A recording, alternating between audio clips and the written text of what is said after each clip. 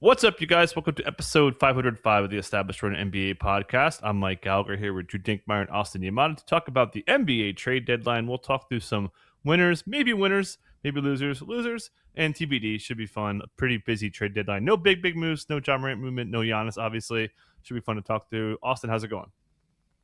Good, yeah. I felt like a lot of the moves came in the days prior to the trade deadline.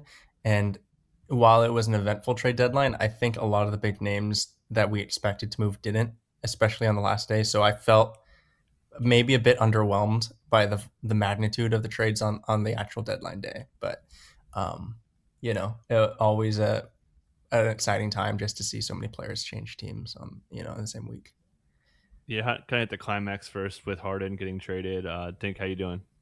Good. Yeah, it's always better to get past like trade deadline day itself is just a nightmare because the deadline's at 3 p.m. We got to get projections out by 5 p.m. We don't know who's playing on what team. And so, like, just glad to get out of this period where things are settled and like now we can evaluate what the new situations look like and we have a little bit more information. Thought the deadline itself was interesting, like more of a financial deadline. Most of the teams that were really active were doing so for financial reasons. So unfortunately, that's like the nature of the new collective bargaining agreement is that you're forced to kind of evaluate trades under the context of like, oh, we see that this team is saving money, and it's always like, are we really excited to champion like billionaires saving themselves dollars? But because the CBA comes with restrictions in terms of being able to make moves further down the road, you sort of have to. So I thought it was a trade deadline that was largely influenced by financial considerations. But it was an active one. There's going to be lots of new small back end roster pieces to kind of analyze.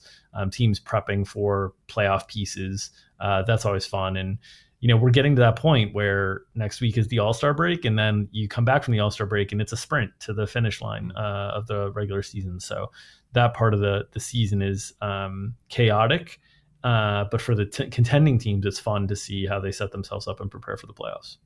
Yeah, I always say November, January, and March are the three hardest months of the year for us as far as doing projections and stuff. So, yeah, let's start with I think the undisputed kind of like clear winners. We like what they did, and then we'll talk through some of the ones we maybe were. But we're starting with OKC. Dink and I are pretty resounding in feeling that they won this trade deadline.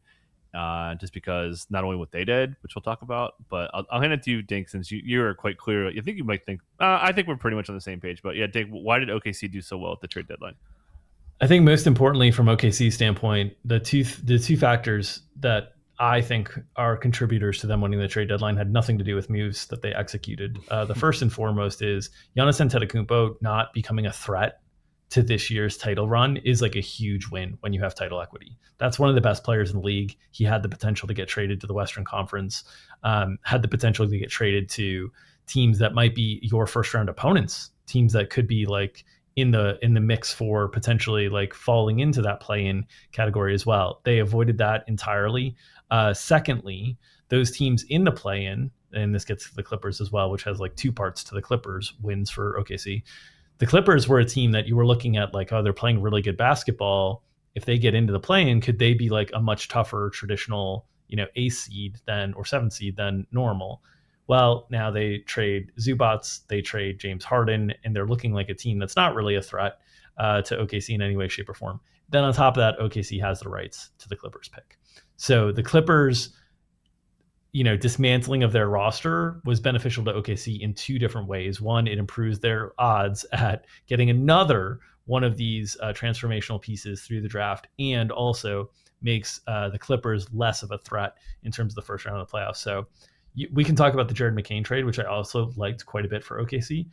But I think just in terms of like non-movement stuff, it was really good for them. Just like not seeing like as Austin led with, we didn't see a lot of star players move hands to other contenders. When you're the champ, that's what you want to see. You have the advantage in terms of you're playing from the position of the strength. You want to see your opponents not making big moves at the deadline. So I thought it was a winning deadline for OKC from that perspective. Yeah, and then also if you want to add anything, then what do you think of the Jared McCain move? We should note, obviously, as everyone knows, probably SGA is going to miss a couple weeks here, so that definitely helps for sure.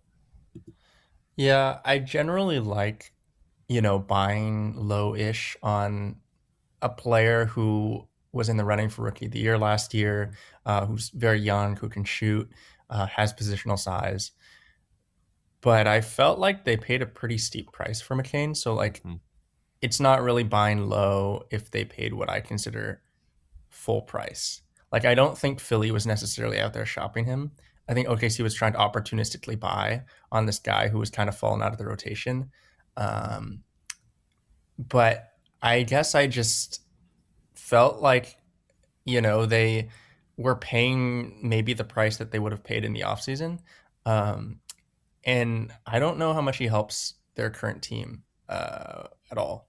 So I think he is an interesting, future. I don't think he's a star, but I think he is potentially a future starter in the league. I don't know if he's a first division starting guard. Like, he even at his peak, I don't think he would start for this current OKC team. And at his current version, I think he's like he's worse than Isaiah Joe.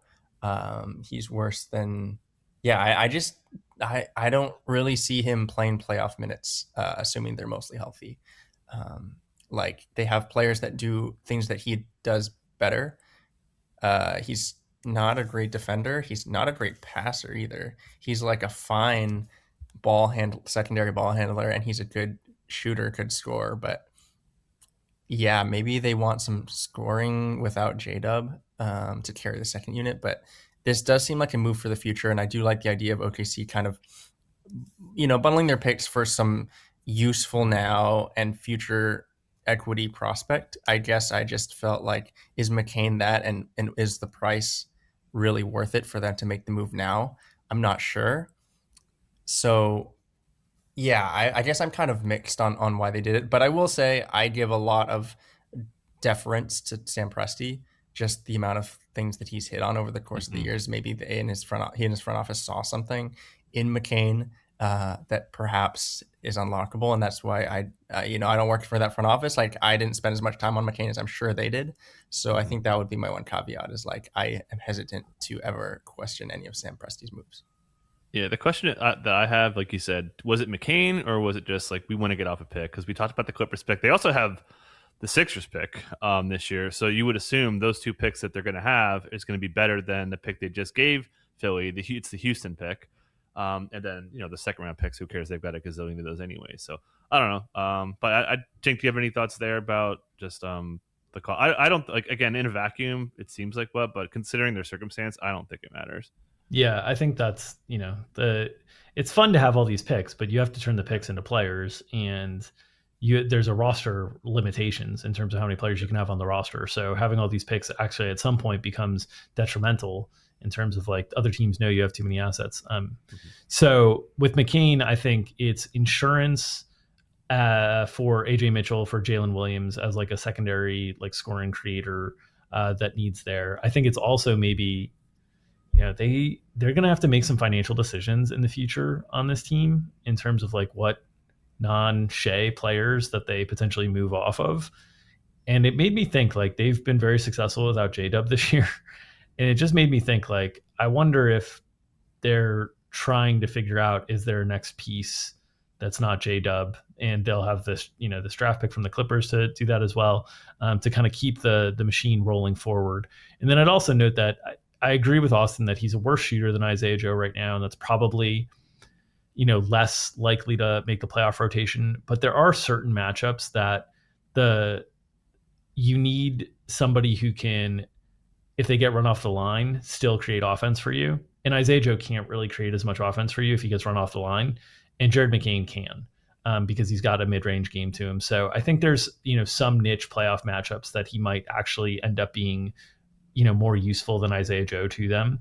And it's also, like, just more depth in shooting. They didn't have a lot of shooting on this roster as a whole. And, like, that's kind of the weakness, right, of OKC, is ultimately, like, if they go cold from a shooting perspective, they're really relying on a lot of tough twos from Shea in terms of generating offense. And so I think getting just another potential scoring option made some sense. But yeah, I thought that, to me, when this trade was made, the first thing I thought of was, like, man, I wonder if they're kind of preparing, like, we need the next guy. And why would you do that unless you had the thought process of, like, 2 years from now, maybe J-Dub isn't on this roster type thing. I don't think it's anything immediate. I mean, like literally like 2 to 3 years from now. But I think Presti thinks 2 to 3 years ahead. He's always doing that. So, and McCain looked last year like he could be that guy in terms of scoring at all levels. He's going to have defensive limitations, I think, just because of his size. But they seem to maximize talent. So I'm excited to see how he grows with OKC. Let's go to another like clear winner in my case, and I think we all agree that the Celtics were really big winners. Obviously, the big Vooch for Simons trade, but really just saving the amount of money they get to drop below the first Abrant to could put them in the mix for buyouts. And it's crazy. Go back to the summer, they were like, oh my god, they're in cap hell, second apron, and then obviously they unload Porzingis injured. To be actually like under the apron is pretty crazy. So, Austin, anything else you liked about the Celtics, and do you agree they're like a clear winner? I don't know if I agree. I think the Simons for Vooch trade makes some sense. Um, but I will say, like, if we go back to how they got Simons, like they traded Drew, they were trying to kind of take, whatever the word is, take a step back and kind of reset for the when Tatum comes back. Um, I mean, I did note kind of in our preseason previews that I was still high on Boston as a team because of the scheme. But I don't think there's any question that if they swapped Simons back for Drew, they'd be a much better team, even better than they are now. And so I think there was some savings involved in that Drew for Simons deal, and then there was also some level of like Anthony is a young, potentially building block piece, and it's not their fault that they found out that like the fit wasn't great with three smaller guards or two Derek White plus two smaller guards. I don't think it's their fault that is that, and I think more front offices should be applauded for like making bold moves and then admitting they're wrong and moving off of them, and not being stubborn in that like, oh, I made this move and I have to go to the grave with it. Like Bulls, there are teams that just do that. So I think we should applaud all of that. But if you look at the kind of grand scope of where this came from, Drew to Simons to Vooch, and they're contending as it all is. We didn't know all that at the time of the Drew trade, but like that doesn't seem that good to me. Like Drew's clearly the best of those three. Drew can guard up. I think that they would be the best team if they had Drew, and if they wanted to trade him elsewhere, like he's a good player. Like I think if they had kept him till now, and then there were a lot of teams that would want Drew and did want Drew at this deadline. So I think the whole like macro of it doesn't seem that good to me. But if you just talk about this, like, okay, we have Simons now. There's nothing we can do about the previous trade. He isn't helping us that much. We're already a good team without him. And this balances the roster composition from just in a vacuum. I think it was a solid move. The one thing I'll mention is that Vooch is kind of a weird fit. He's a good fit in that the Boston plays really slow and Vooch kind of slows down your transition stuff. So like he's not going to bog down a super up tempo team, or he will bog down a super up tempo team, but he won't bog down Boston. Where I think it's a weird fit is just kind of some of the defensive schemes. Boston really, really loves their rim protection center, just the way that they defend. Cade has been surprisingly decent at, like, surprisingly good, honest, for how small he is. Like, they're not getting killed on the offensive rebounds. They're not getting killed at the rim like we feared that they might be going into the year. Like, that's probably like one of the largest reasons they've been better than everyone expected. Even myself, is just like how good their rim defense is held up. Vooch doesn't do any of that. Vooch doesn't really switch. He doesn't really play the up-tempo offense, not up-tempo, but like the sort of offensive weapons that they run. Like they run a lot of like guard, pick and pops, and they run a lot of like just exploiting mismatches and just a lot of like dynamic ball screen action that I don't think Vooch does. So it's kind of like a weird offensive fit and not a lot of rim protection. But is he better than Luka Garza? No question. Is he better than Anthony Simons for this team? I think yes. So that's my long way of saying it made sense. I don't have them as like some crazy winner. I do think it made sense in a vacuum if you just rewound a week ago. Yeah, I just think the fact that they could kind of get in the buyout market now and just really save a lot of money, which was clearly their goal. That was the goal going into it, and they accomplished it clearly. So I don't know. That's kind of my thoughts. Dink, where were you at with this? I feel similarly, where I think if you look back to the offseason, Jason Tatum is like unlikely to play this season, or like if he plays, like you don't know what version of Jason Tatum you have. And you look at the strength of the teams in the Western Conference, and you're just like, okay, our best chance at titles are 2026, 2027 and beyond, essentially, in terms of the seasons. So we've made this decision actively to try to get ourselves into a better luxury tax situation to be able to make moves future for those seasons. And that's the goal. I think they've executed the goal perfectly while being like second or third in the East. That's like a huge statement. Now you can say like, okay, well, I don't think they did a great job because they underestimated how good they'd be in the East. But do we still think that they're like true title contenders if they have Drew? I think like they're still fringe title contenders if they have Drew. So and then they lose all the flexibility for the future years, and you have the risk that Drew like takes a step back this year. So I think ultimately, like, with the benefit of hindsight, you could be like, okay, they weren't big winners, but I think with the stated goal that they basically had coming into this year, looking at this, I think this is a huge win to have achieved this point and still have, and did all that within the context of like still making it make sense from a basketball perspective, where you're like, okay, Vooch, we needed more size because like Luka Garza is just probably not going to be the answer in the playoffs. We needed more size there generally, and we needed second unit offense to be able to run things through. And Vooch is saying he's willing to come off the bench. They stick Keita in the first unit. He plays like 24 minutes a night. Vooch plays 24 minutes a night in the second unit as like your offensive hub. Well, Anthony Simons was your offensive hub in the second unit before. So like I think you've like kind of kept the level at the team, which is like, top 3 in the East right now, while getting all your financial ducks in a row to potentially put yourself in better position for the years that you think you're going to be a true contender. And so from my vantage point, I think it's a big win for the Celtics at the deadline. Yep, for sure. So let's get into some guys who I think are like clear winners to me. Austin not as high on Boston as Dink and I are. Let's talk about the Cavs. Obviously, they made the big move going to James Harden and getting off Darius Garland and giving up a pick, which I thought was interesting. I didn't think they'd have to do that. And then so going in before that trade, I think all of us viewed them as like massive winners. Getting Keon, getting Schroeder, and getting off DeAndre Hunter, who was really hurting them. They're over the second apron, or we're going over the second apron. They were going to be over next year. Things change a little bit there, but Austin, now that you bring in James Harden and you get out Darius Garland, who has been hurt all the time. Obviously, 3 years ago he had the jaw thing, and then he had the toe thing last year and again this year.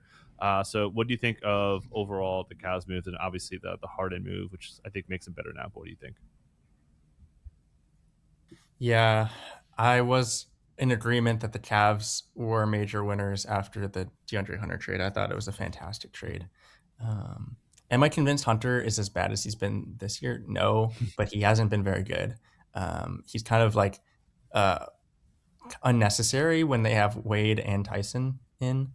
And yeah, like they needed guard depth. They needed perimeter defense. They needed spot up shooting. They got all of that in Keon Ellis. And then they also got Dennis Schroeder, who's like a nice, capable guard. Like, I don't think Schroeder's anything special, but like a fine backup point guard. That all makes sense. If you're unhappy with either Garland's defensive fit or you're worried about his toe and that he's always hurt, it makes sense to swap Garland for another point guard. But then I felt like they gave back all the goodwill I had for them by trading for James Harden and a pick, which just doesn't make that much sense to me. I know let me preface by saying that I sound like a James Harden hater, but he's immensely valuable to the Clippers. I love fading the Clippers when he's out. Just the on-off stuff. Basically, he doesn't make a huge difference when Kawhi's on, but when you have neither Kawhi nor Harden on the floor, the Clippers like offense turns horrible. Like those minutes are always terrible, the non-Harden, non-Kawhis. But that's specific to the roster that he was on with the Clippers. Like the Cavs have other pieces that can do things, and Harden's one of those floor raiser, ceiling lower types.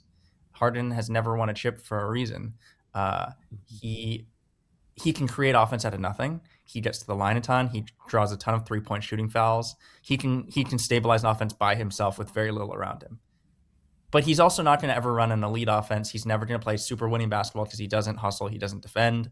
For a guy who defensive rebounds, he doesn't box out. Like there are a lot of flaws with Harden that kind of stabilize you as a solid, if unspectacular team, which is useful for a lot of teams. But the Cavs, who have both a premium offensive option in Donovan Mitchell and title hopes, like Harden doesn't contribute off the ball and he doesn't get off the ball much. So he's like just taking up so much usage. He's one of the highest dribblers, and he might be number one in total dribbles this year. Like he is just so ubiquitous in the like he just is the offense.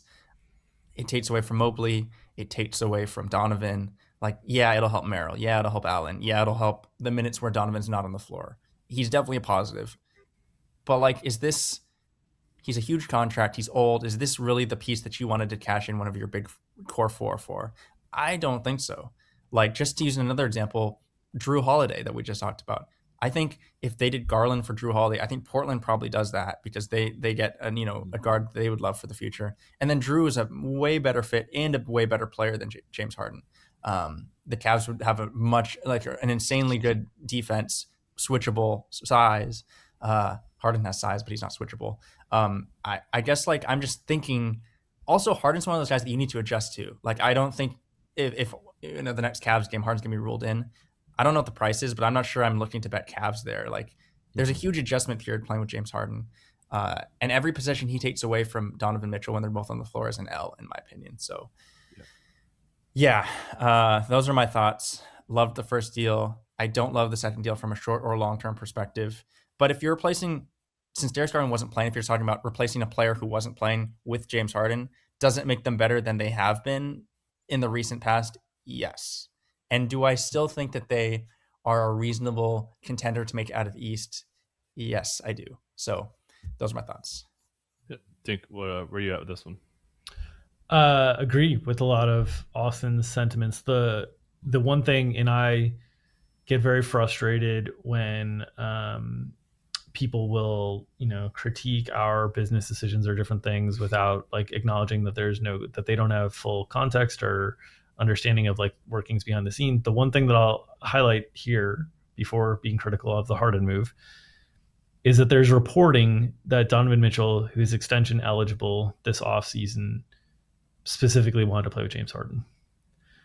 As an organization, I think you're in a tough spot when you're a small or mid-market organization that might not be considered a desirable destination for free agents when your star player starts to target specific players. I think you're in a really, really tough spot because ultimately you either have to be so good in your assessment and your analysis in pushing back on them that the assessment and the analysis ends up right and you're successful enough that they kind of buy in. But if they don't buy in, you risk losing kind of like everything. And given the Cavs have built themselves up to this, last year, the top team in the East in terms of regular season wins. This year, it's been underwhelming from a performance standpoint, and they're looking ahead to the future, and they're like, gosh, this whole thing that we built up now could be teetering if we don't keep the star happy. And that's the one component that I just want to note that, like, I don't know how much influence that ultimately had in kind of the decision-making here. And there might have been better basketball moves that they could have ultimately made for this season. But I think standing pat with Garland for this season was not likely to be successful given what we've seen with Darius's ability to get on the floor and given with some of these murmurs now that are coming out about like Darius and Donovan not really loving playing together and different things like that. And so I'll just acknowledge that like we're taking a step back and analyzing strictly from a pure basketball standpoint. And there might be personality conflict situations like in the building that ultimately like led to this move. And so full agreement on the DeAndre Hunter trade. Like I thought that was a no-brainer trade to like save a bunch of money and I think balance out the roster a little bit because in a weird way, this roster was so guard heavy in terms of the way that was constructed early in the season. But the production that they've gotten from Jalen Tyson has made it so that they're actually so like strong on the wings in the front court that they needed to shore up the backcourt. And Lonzo Ball was a disaster all year. Garland hasn't been healthy. They've been relying a lot on Craig Porter Jr., Tyrese Proctor, names that they weren't expected to. So I thought that Hunter trade, absolutely great trade, both from a financial perspective and a basketball perspective. The Harden trade from a basketball perspective, if you just zoom into this year, I could say I understand how this makes you more likely to be successful this year. If the target is just title aspirations, I think it's hard to imagine that a James Harden, Donovan Mitchell backcourt is leading you to a title. And so I think it's like this weird thing where I think they got higher likelihood of reaching their potential this year, maybe even winning the East or getting far in the East, but less likelihood of ultimately winning a title. But maybe that keeps Donovan Mitchell around for next year. And then maybe they have more flexibility with Harden. We'll see what they do with him from an extension standpoint. I would say if they sign him to an extension, I would say this is not great. If they use him to go out and get something else that better fits the roster, now I'm like more open to it. But I think they're like winners from the Hunter trade alone, potentially like staying in the winners group because of what Harden means to their outlook for this season only. And then I think it's a to be determined on how we view this trade ultimately, like a year or two from now, based on how they handle the extensions of Donovan Mitchell and James Harden. And then just quickly, do we think they're the favorites in the East at this point? I know, Austin, you were pretty high in the Cavs going in. I was pretty high too, and I've kind of waned a little bit. So just where do you think they stand as far as being the East favorite? It's like pretty even on the odds. They're all like, plus 300 ish. Yeah, I, as mentioned earlier, I think Harden's a ceiling lower. So I think I have a lot of Cavs out of the East futures, and Mm-hmm. I feel a bit more pessimistic now. Mm-hmm. I think they're still in the top 3 to 4. I've come around on the Pistons. I think they're in the top 4. And I think Boston is there with or without Tatum. But if Tatum were to come back, Boston would be my 1. Yeah. If he weren't to come back, I think the Knicks would be my 1. But I think those 4 teams all have a reasonable shot. And yes, I will say it. I think Philly has some outside shot still. More to do with the East being winnable than me thinking Philly's like super good. But I think Paul George is eligible to come back before the playoffs, right? Or like, Yeah, he should be. yeah. Yep. I think those 5. And then I know this is a trade deadline recap. I just will get to them in a sec. The Hornets started out so bad that it's going to be hard for them to get out of the play-in, which just automatically decreases your chances of doing anything. But if we're just talking about like the way I'm handicapping sides every night and just looking at like how I project these teams, Charlotte is like as good as the bottom of those teams right now. Like you cannot argue with their, even if they've been lucky. I don't know why their defense has held up. What's up? Charlotte or Toronto? Who do you like more right now? Charlotte. Yeah, Charlotte. Like clear? Yeah. Okay. I will note Charlotte has been insanely healthy this year. Yeah. Like they've been really lucky in terms of like their runs coincided with like their starting 5 all been healthy for this long stretch.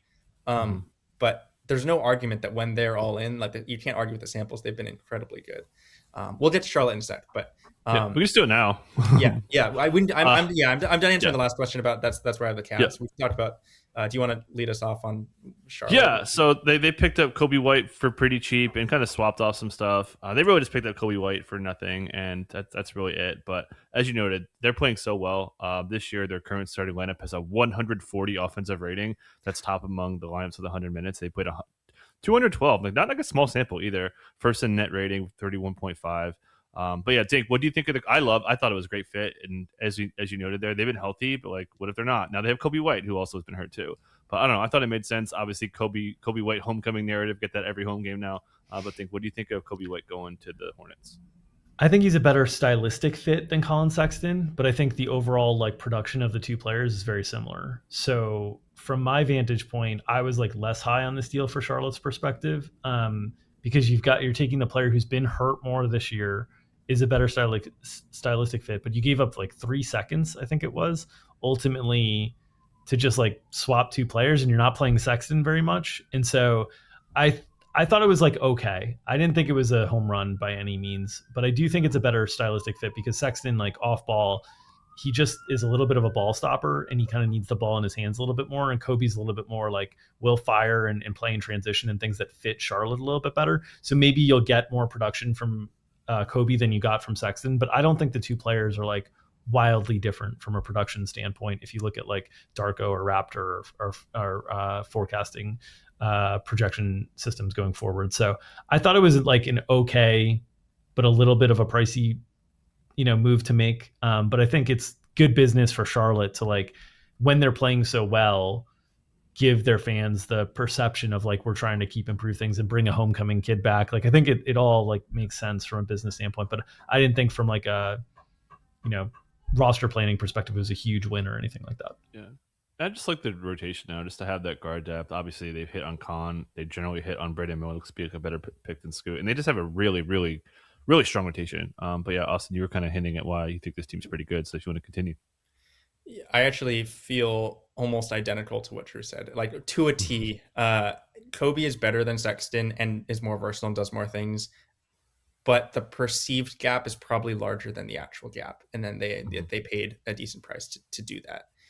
It felt like they were underutilizing Sexton. They weren't even playing him the full non-LaMelos. So like, okay, I get it. If you don't like Sexton, go ahead and swap him for a player that you do like.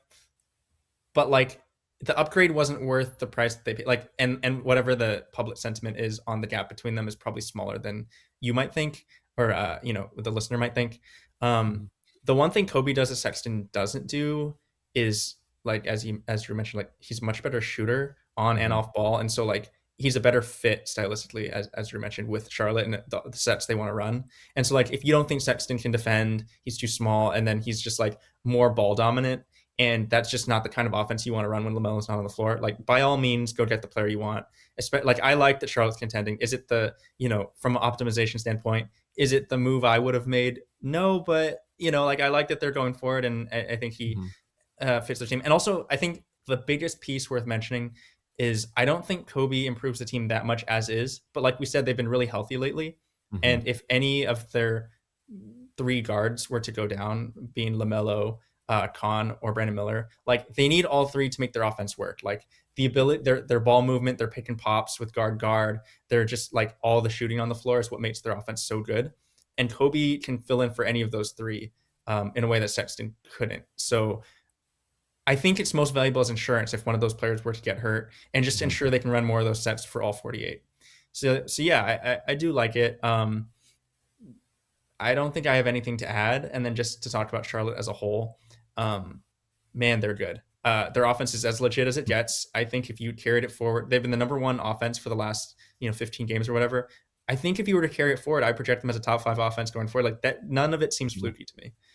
You have like 4 like really talented, diverse offensive weapons, and you have one of the best offensive rebounders at the 5 who gets your misses and lets you run it again. Their defense has also been top 10 over the last whatever stretch, and I don't think I buy that, which is why I don't think they're like a top 5 team as they have been. I think if you regress their defense, kind of like EPM dunks threes has them as still like a slightly below average defense going forward, which I could buy. So like, if they regress there but keep the offense, we're talking about maybe like a top 12 team in the NBA, which is kind of how I see it. They just started so poorly. They have a lot of ground to make up, but yeah, I think they in the East are like as legit as some of the mid to top teams.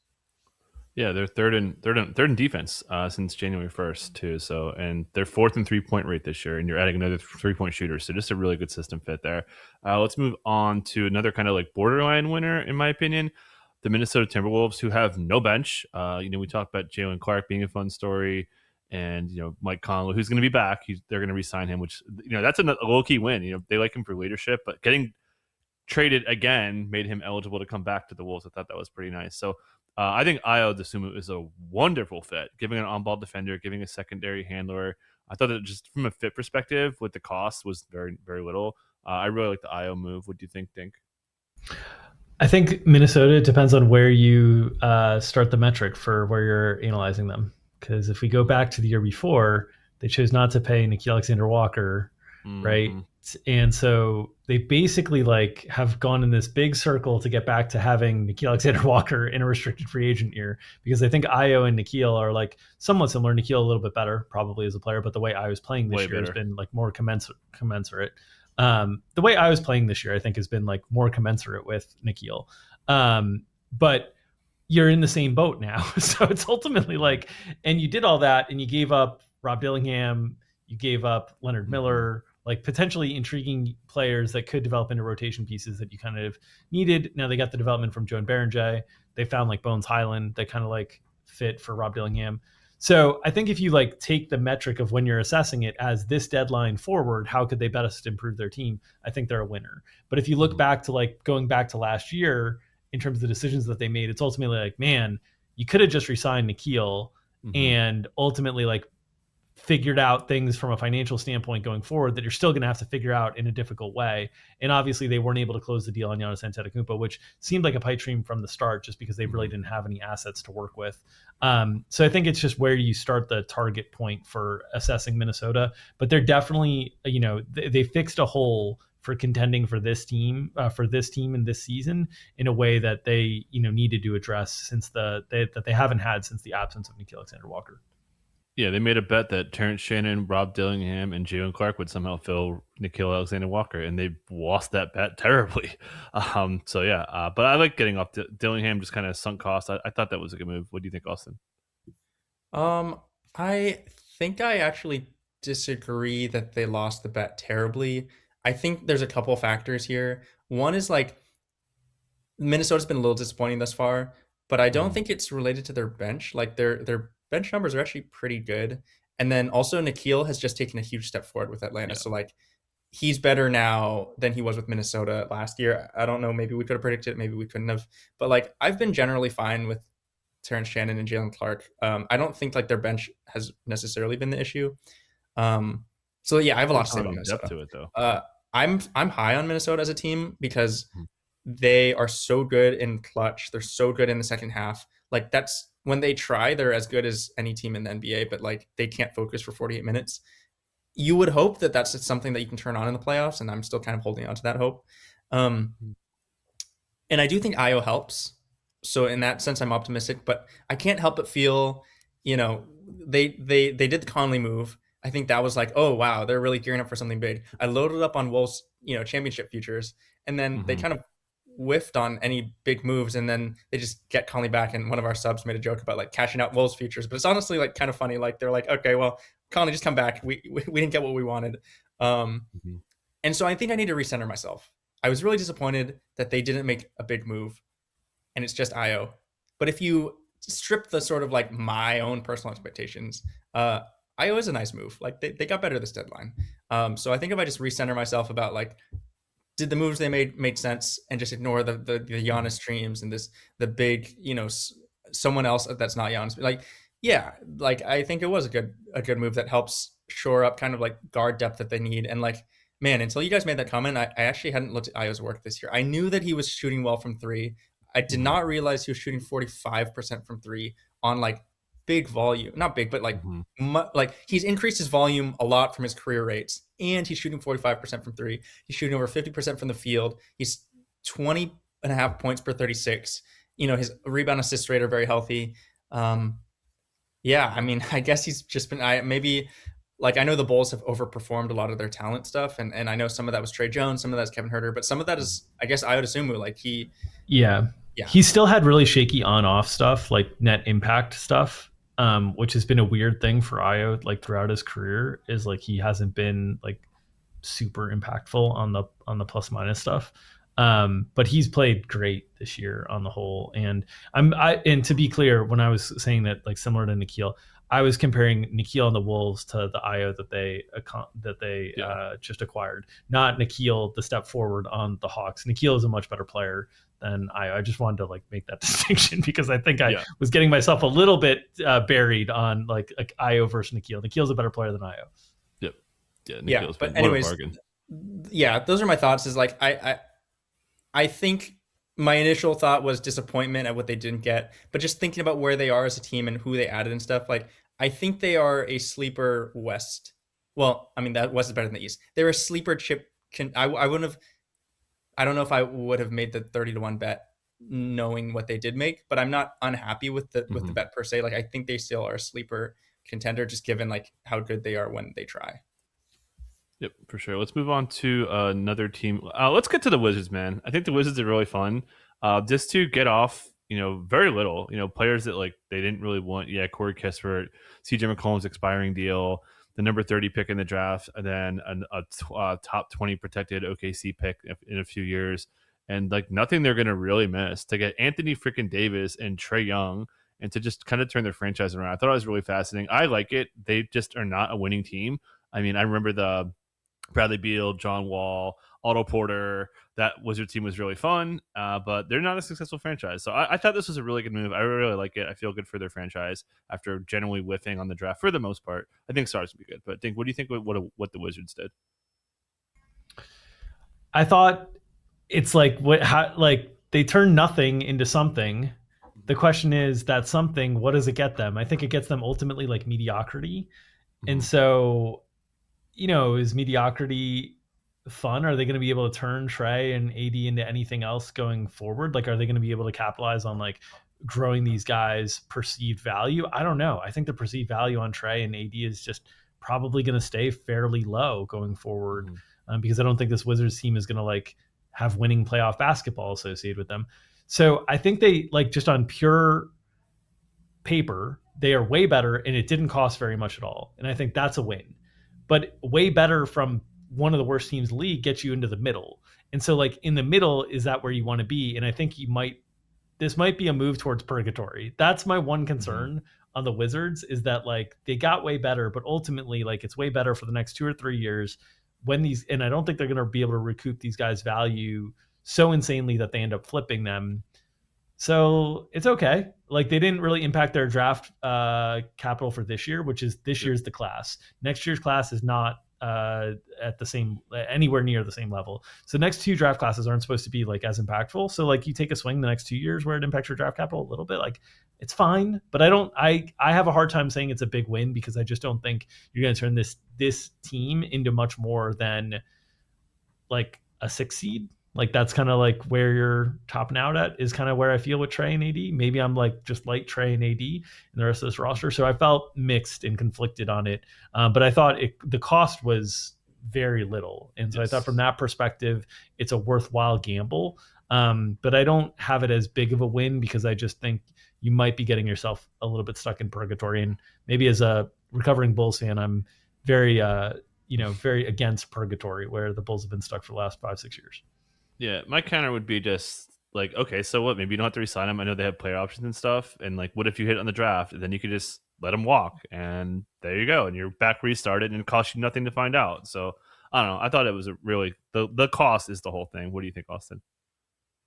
Yeah, I think the cost was very reasonable for like someone who is still, in my opinion, unquestionably one of the top 15 players in the league when he plays, first ballot Hall of Famer. I think he single-handedly transforms the defense while also providing a really good offensive weapon. I think I'm more neutral on it than you guys. Drew sounds pretty neutral. I think I'm extremely neutral on it because there are only 2 pieces on this roster that I see as future starters for sure. That's Keyshawn George and Alex Sarr. So what exactly are you going to do? You're stunting Alex Sarr's growth, who's had like by far the best story of this season has been Alex Sarr, his transformation. So are you going to play Sarr and AD together, or are you going to push him to the 4 and now Keyshawn doesn't start, or Keyshawn to the 3? Like the only 2 pieces that I'm comfortable in is the future. 3. What's that? They'll start all 3. I feel pretty confident in that. Yeah, but I feel like he's more of a like his work has come because he's been like taking advantage of slow 4s. So it's like they finally found like maybe the rebounding component is tough with the Keyshawn Sarr duo, but like they finally found like their 4 and 5 of the future. The only other piece that I think is like maybe a future starter is like Trey Johnson. Like I don't love Bilal, so it's like in a vacuum, yeah, it's like a decent price, but like at what? Like, there's other costs that aren't just what you gave up and the price and the salary you're paying AD, and like yeah, Trey and AD are going to be a pretty interesting. Like I like that fit actually, like a lot, but they're still not a contending team. So yeah, like man, like I really want to see. Like I think Sarr could be like is a future star, and I just don't like either marginalizing his playing time or playing him next to another center. It doesn't feel great to me. So yeah, I don't know. It's worth trying. Like you said, the cost isn't much. And I think the biggest thing is like if you see it like real estate and it's just flipping, like if you see AD as a flip, like I think if you catch him at a healthy window, you fall in love with everything that AD does well. So you acquire him for not much. Maybe you get a lucky like 50 game stint out of AD, and then you trade him again for like something else. Like stars in this league, regardless of the contract. I think next year's trade deadline is the window that you have to capitalize on that, though. Because if it doesn't, I don't think it's happening this offseason. I'd be surprised if it did after an injury riddled season. They're not going to let him on the floor very much, is my guess with Washington. So I think it's going to be next year's trade deadline. So it's just such a tight window. I agree that he has a chance to recoup value. I don't think Trey, I don't think anybody's going to trade for Trey in the way that people thought of what Trey would give years ago. I guess there's a third option here, which is kind of crazy. But if the Wizards had decided that the pieces that they signed or drafted have not, like, Bub Carrington kind of looks like a zero. Bilal's offense hasn't really come forward. If you've come to this realization that the prospects and the future building blocks of the franchise are not going to be what you thought they were, maybe the Wizards actually not mediocre. They try and contend. Like in this offseason, they trade. I'm not saying this is the right move. I'm just saying like this might be a third option that we haven't considered. Is like, our rebuild is sucks, and we can get these two players that are somewhat winning at a really cheap cost. Maybe just for the sake of, maybe the owner wants to do it this offseason, they actually trade their good pieces, like in Keyshawn and or Sar. Like maybe they trade, Sar and Trey Johnson and something for win now pieces, and they actually just try and capitalize on like a opportunistically bad East. And next year they just go for like this Trey plus a signing plus what they get, a really good wing for their future building blocks plus AD, and they just kind of go for it next year. I'm not saying that's what I would do or like that's the right call, but maybe that's also in their plans. Yeah, that definitely makes sense. And just to add to your point, like Alex Sar has been so good because he's not shooting those crappy jumpers, and like AD can't shoot jumpers either. So it's a nasty fit. I don't know. I still think it's worth it. We got to move along because we're running out of time here. I did want to hit the Clippers side of this because it was such a big deal. We talked about how we like Darius Garland and kind of buying low, but then trading Zoo and getting this crazy protection. 1 through 4 and then 9 through 10 with that little pocket, which is a hilarious protection. But what do you think of the Zubac trade and then picking up Garland as well from the Clippers side? I thought the Zubats trade was like if they hit on 5 through 10 or 5 through 9 this year, which is the window that they have to get that pick, it's a huge win. Like, because I think this draft is going to have very, very good players 5 through 9. If they don't, I think it's a gamble. And I think if you made that gamble, then maybe you should have considered trading Kawhi as well. But maybe they just didn't have enough time to like figure that situation out. So maybe that's an off-season thing. But ultimately, like I thought having another direction for this organization is good. And so I would label them like slight winners now, but potentially firm winners to me if they land the pick this year for Indiana. If it doesn't convey this year, you get out into like 2031. I don't know. Like it's unprotected, so that's great, and it's an asset naturally because it's unprotected. But this year is the lotto that if they hit it, like I think it's a huge win for them in terms of resetting the franchise. Yeah, they need to do it. Obviously, they unloaded other picks to OKC. So yeah, Austin, thoughts there. It sounds like you probably like it more than this because you were kind of the most down on the Harden trade of the three of us. Yeah, I actually thought the Clippers Pacers trade was the rare win-win where I liked it for both sides. I think Mathurin is kind of a bad fit, like not a winning player. And I think Zoo is like he is everything that the Pacers need, like everything. Maybe like if he could shoot threes, that'd be great. But other than that, like he is everything that the Pacers need. And like it makes sense for the Pacers to cash in like a couple assets if they're going for like a long-term building block. Like, what do you want out of that pick? Probably a center that looks a lot like Zoo, except it's already Zoo.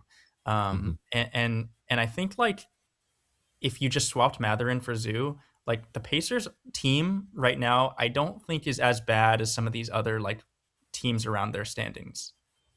And then also, if you think Zoo's a good fit with Hallie, like next year, like that's another like it's just a nice piece to have. And I also like Kobe Brown a lot for like what he is. It's kind of interesting, like not just a throw in. Like you got one piece now that helps, and then one piece that is kind of like a future piece potentially. And then from the Clippers side, like you get a couple picks. Maybe they like Niederhauser more, like as like to try out as center, and then like they desperately need a player like Mathurin. Like I don't think he's necessarily a winning player, but like we talked about the non-Harden, non-Kawhis. They don't have anyone on the roster really that can do anything on the ball. So like Mathurin will be extremely helpful in the non-Kawhis. And he's young, and maybe they think there's a future there. So like I think it's pretty interesting from both sides. The one thing I want to ask you guys about is what this means for the Pacers, because this is one of the weirdest, like 5 through 9 is the only chance they have to keep their pick. I'm looking at the standings right now. It wouldn't really 5 make through sense. 9 is the only way they lose the pick. 5 right. 5 through 9. Yes, sorry. 1 5 through through 9 is 4. the only way they lose the pick. So I don't think they can hop over to the 10 because the way the lottery works is like once you're 10 and above, you're very likely to stay 10. It's basically 50-50. The odds now of where they are for the pick landing in that range is basically where we're at from an odds perspective.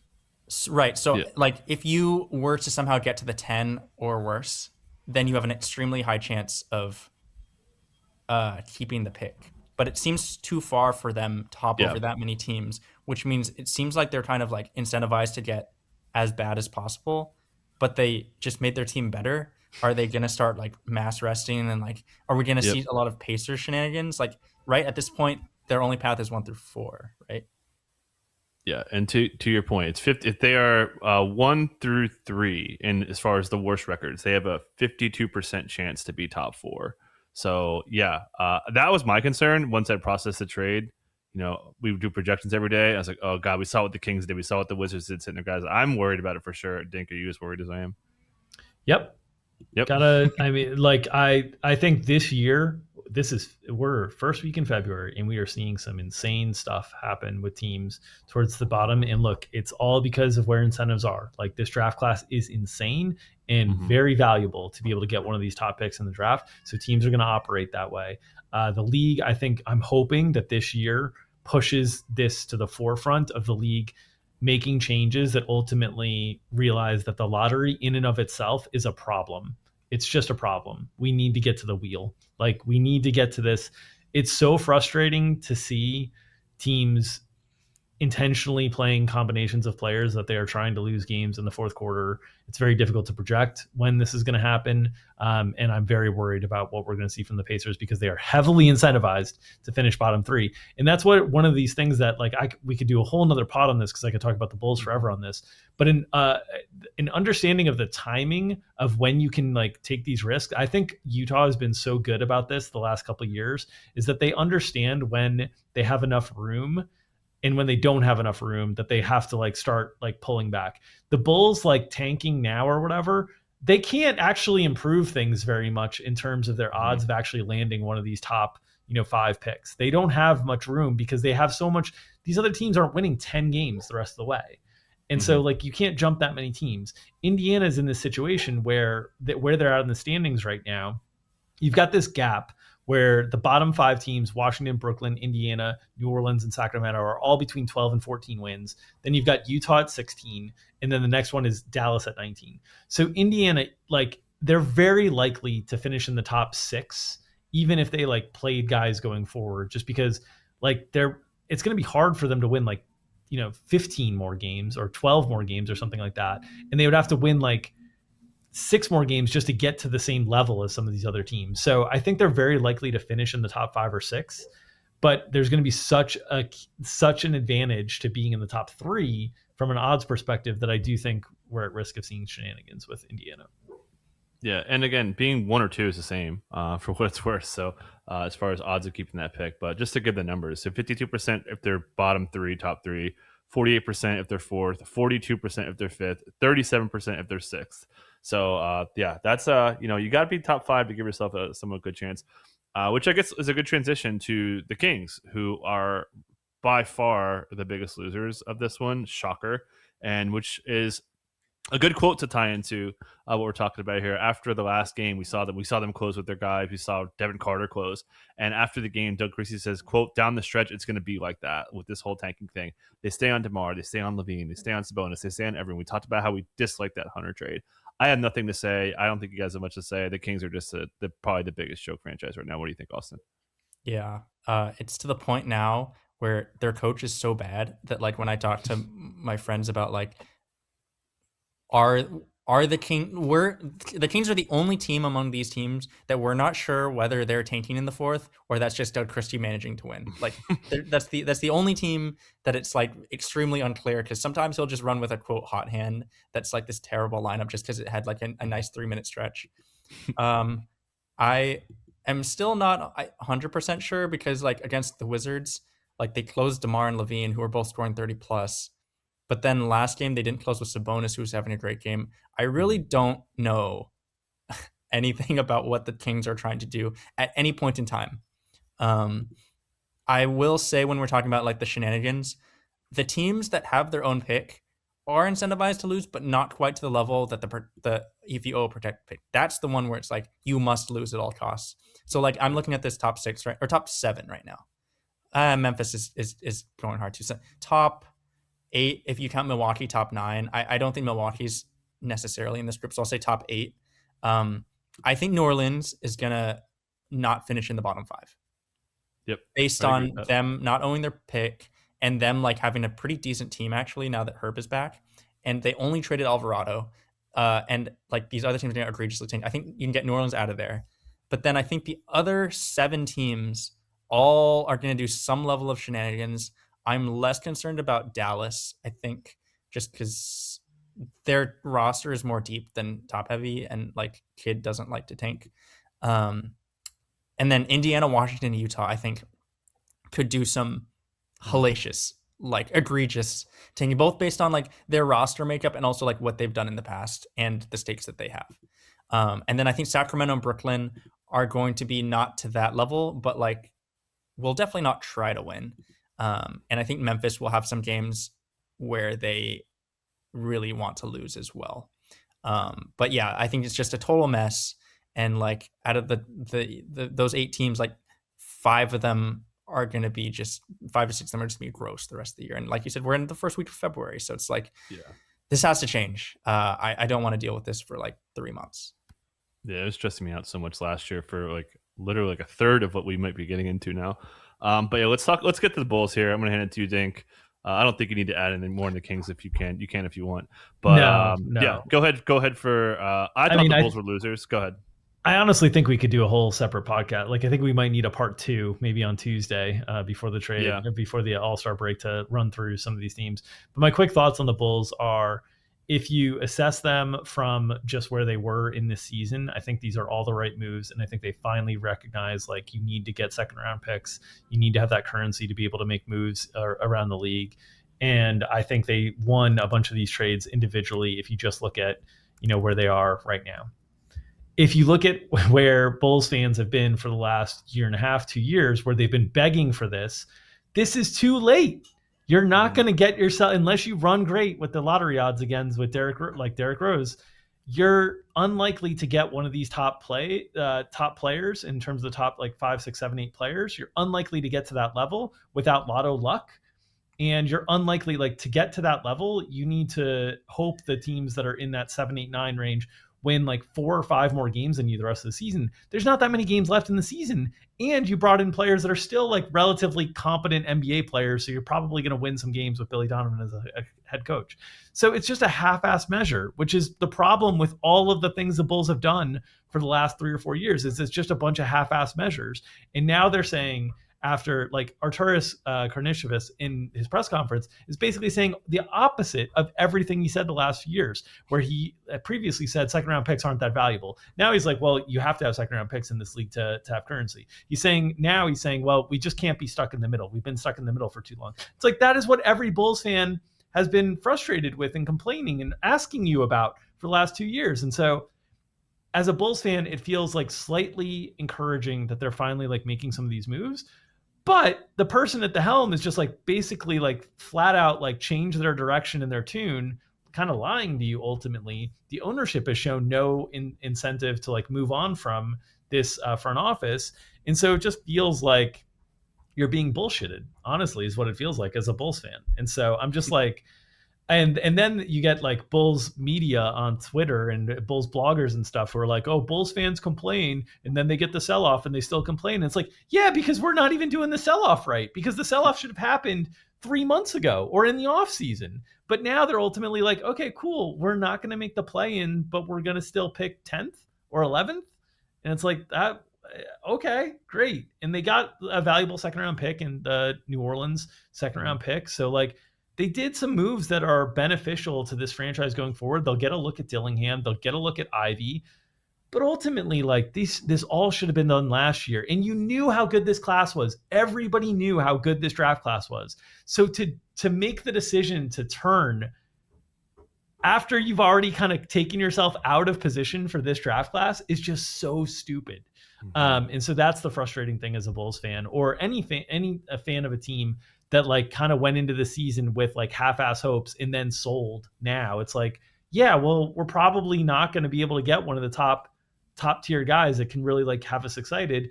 And so like, we're going to tank for the 2027 class. It's not that good anyway. It's like, this all should have been so clearly done last year, and that's the part that's super frustrating as a Bulls fan. Yeah, and just no payoff. Yeah, we could wrap it. If you want to add this, Austin, then we could talk more next week. I think we're going a little long.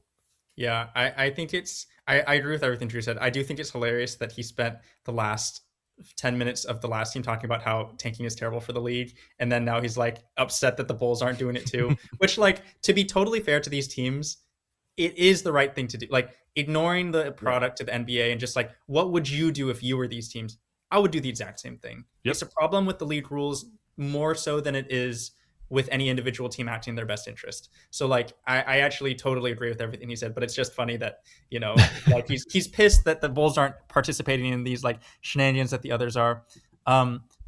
You know, I agree with all of that stuff, but I think at the moment in time, the way we gave some credence to Boston this deadline is like, if this pod is just evaluating what they did this deadline, I think the Bulls deserve a positive grade at this deadline.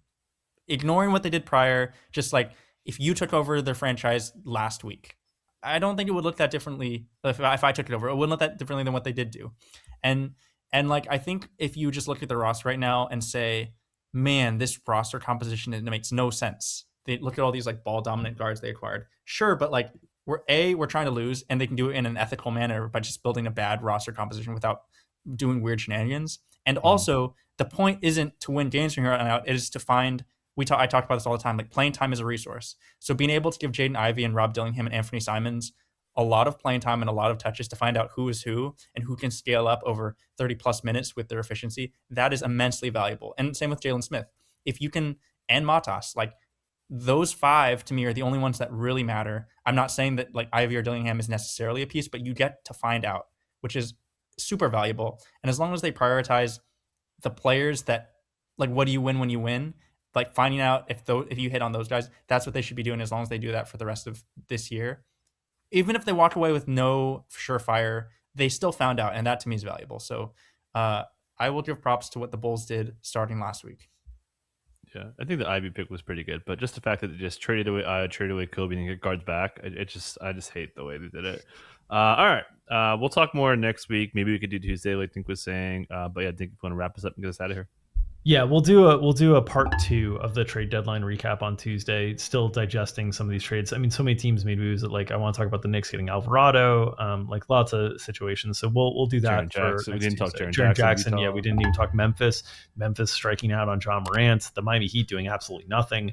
There's still plenty to talk about. So we'll do a part 2 of the trade deadline recap pod next Tuesday. But appreciate all you taking time to listen to our content. If you're interested in any of the premium content, you can check out establishedrun.com/subscribe for more information on our premium product offerings on the DFS side, on the prop side. Really proud of the work that we're putting out there. We do have an all-star break coming up. We will record on Tuesday of next week, and then probably the next podcast will be after the all-star festivities and all that stuff. None of us, I think, are particularly excited about the big man dunk contest this year, but we'll get to it eventually. But appreciate you all tuning in, and hope everybody enjoys a little time off. We will get one more pod in before the all-star break, though. Yep, should be fun. We'll catch you guys next time.